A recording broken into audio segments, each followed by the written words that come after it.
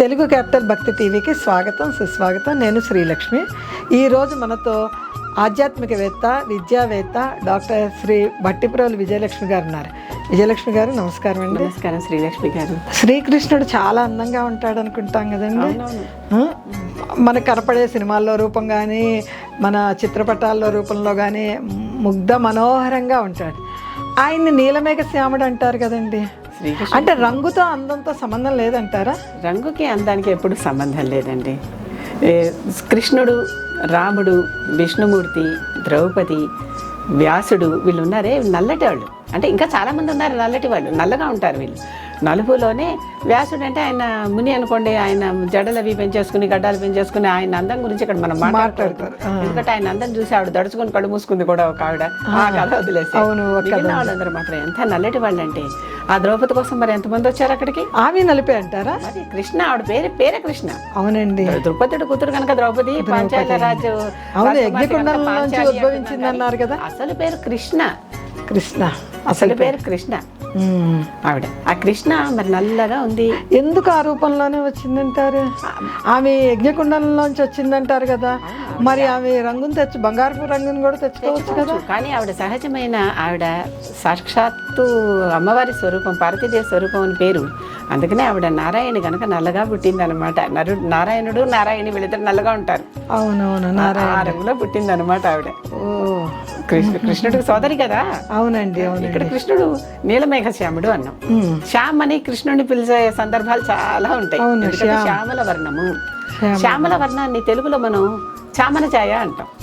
చామన ఛాయ అంటే గట్టి నలుపు కాదు, ఇటు తెలుపు కాదు, ఒక రకమైన నలుపుకి దగ్గరైనటువంటి ఒక వర్ణం. నలుపుకి దగ్గరైన ఒక వర్ణం. అందుకని మనం కన్ఫ్యూజ్ అవుతాము, విష్ణువుకి ఏ రంగా అని అనుకోకుండా నీలమేఘ అనేటటువంటి పదం ఒకటి మనకి నీలమేఘ పురాణాల్లో రాసిపెట్టి ఋషులు చెప్పారు మనకి.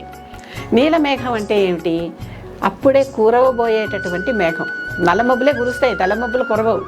అవును కదా, నల్ల మబ్బులు పట్టినప్పుడే వాన వస్తుంది అనుకుంటాం. అవును, ఆ నల్ల మబ్బులో నల్లటి రంగు ఉంటుంది చూడండి. నల్ల మబ్బులు కూడా కొంచెం సిమెంట్ రంగులో రకరకాలుగా ఉంటాయి, అవన్నీ కూడా కురవవు. నీలం రంగు నల్లటి మబ్బే కురుస్తుంది చూడండి. ఏ మబ్బు అయితే కురవబోతోందో ఆ మబ్బు రంగు ఆ కృష్ణుడు. అంటే ఆ రంగుకి అంత ప్రత్యేకత ఉంది, అంత గొప్పతనం ఉంది. అటువంటి మేఘం. నీలము, నలుపు అనేది పర్యాయ పదాలుగా వాడుతూ ఉంటాం. నీల్ అనేటటువంటిది పూర్తిగా సంస్కృతంలో కాల, నీల ఇవి రెండు కూడా పూర్తిగా పర్యాయ పదాలుగా. కాల అంటే నలుపు, కాళీ ఆవిడ. అవునండి అవునండి. అందులో సంస్కృతంలో లాకి తేడా లేదు. రెండు ఒకటే. కళ, కళ రెండు ఒకటే. సంస్కృతంలో తేడా లేదు. మనకి తెలుగులో కళ అంటే వేరు, కళ అంటే వేరు. అవును, కళ అంటే ఆర్ట్ వేరే. మనకి వేరే తేడాలు ఉన్నాయి.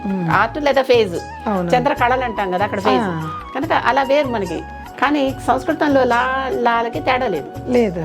లా అంటే కనుక కళ అంటే అది పూర్తిగా కళ అనే అర్థం అనమాట. కళ అని కళ అన్న రెండు ఒక్కటే, శబ్ద భేదం తప్పితే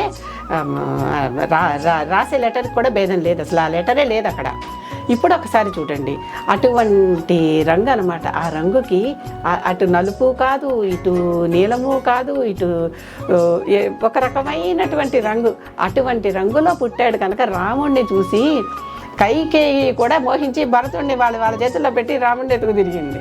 అవునండి, కైకేయే పెంచిందంటారు. యశోద దగ్గర ఇంత చక్కటి పిల్లాడు ఉన్నాడు, అందమైన పిల్లాడు ఉన్నాడు అని చెప్పి యశోద పిల్లల్ని ఊరంతా మోసారు. అందరూ కూడా కృష్ణుడిని మాకన్నయ్య ప్రతి ఒక్కళ్ళ ఇంట్లోనూ ముద్దు బిడ్డ కదా పెరిగాడు కదా శ్రీకృష్ణ పరమాత్ముడు. సమ్మోహనమైనటువంటి రంగది ముద్దుగారే. ముద్దుగారే యశోద, ముంగిట ముత్యం కూడా అంటే అక్కడ మొత్తం ఈ నవరత్నాలతో పోలుస్తారులేండి ఆ కీర్తనలో. కృష్ణుడిని నవరత్నాలతో పోలుస్తారు అక్కడ.